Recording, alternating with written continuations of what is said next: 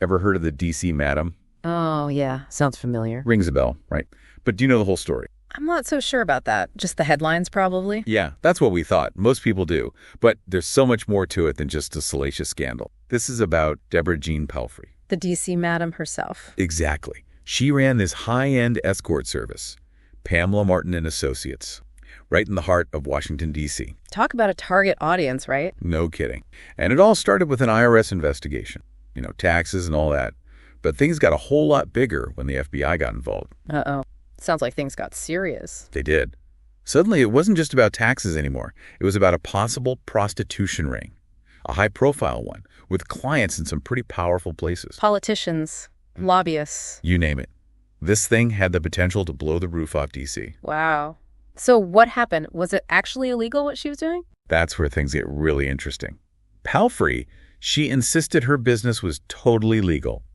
She said Pamela Martin and Associates offered fantasy fulfillment and escorts, not prostitution. Okay, but that seems like a pretty fine line, right? What exactly was fantasy fulfillment supposed to be? Right, where do you even draw the line? Well, that's exactly what her defense tried to do. So she was playing with fire, basically, trying to make a distinction where most people wouldn't see one. Exactly.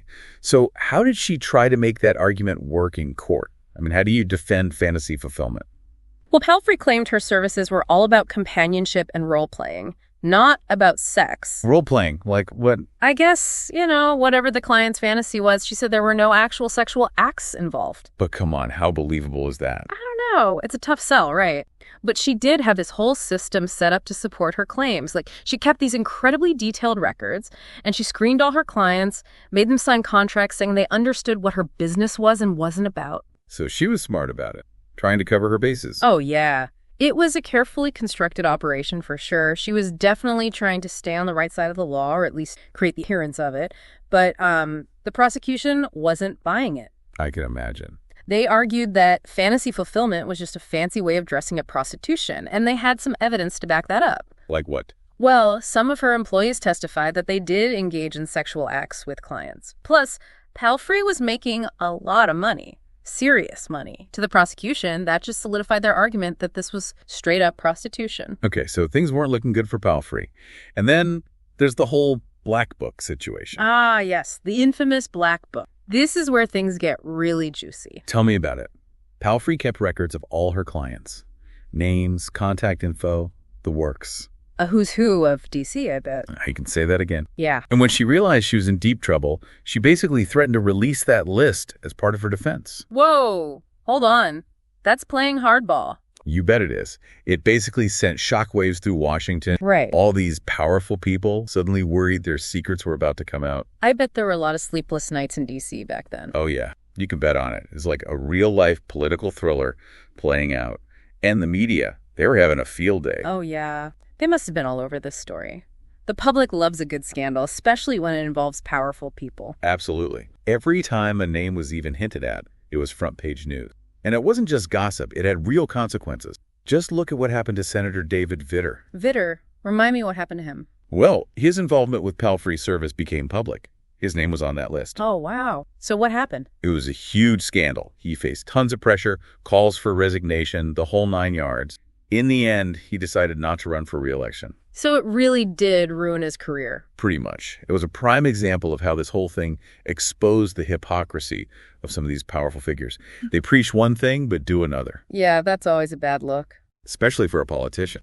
But it also raises some tough questions about privacy. I mean, where do we draw the line? It's tricky, right? Yeah. On the one hand, public figures, they choose to be in the spotlight. They should be held to a higher standard, and transparency is important. But on the other hand, everyone deserves some level of privacy. I see what you mean. It's a tough balance to strike. Yeah, it is. And the DC Madam case, it really highlighted that tension between privacy and accountability. And then there's how it all ended. It didn't end well, did it? No, it didn't.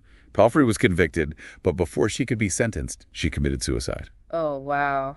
That's just tragic. It is. And it just added to the mystery of the whole thing. I can imagine. People probably thought she was silenced to protect her powerful client. Exactly. There were all these conspiracy theories flying around. And who knows, maybe there's some truth to them. But even if there isn't, it shows just how deep the distrust and suspicion ran in this whole case. Makes you wonder what really went on behind closed doors, doesn't it? It really does. So what do you think is the legacy of the D.C. Madam scandal? What are we left with after all this? It definitely exposed a dark side of Washington. Power, privilege, double standards. It made people question who they could trust. That's for sure. I mean, was Palfrey just a smart businesswoman who got caught in a legal gray area? Or was she deliberately taking advantage of a system that protects the powerful? It's hard to say.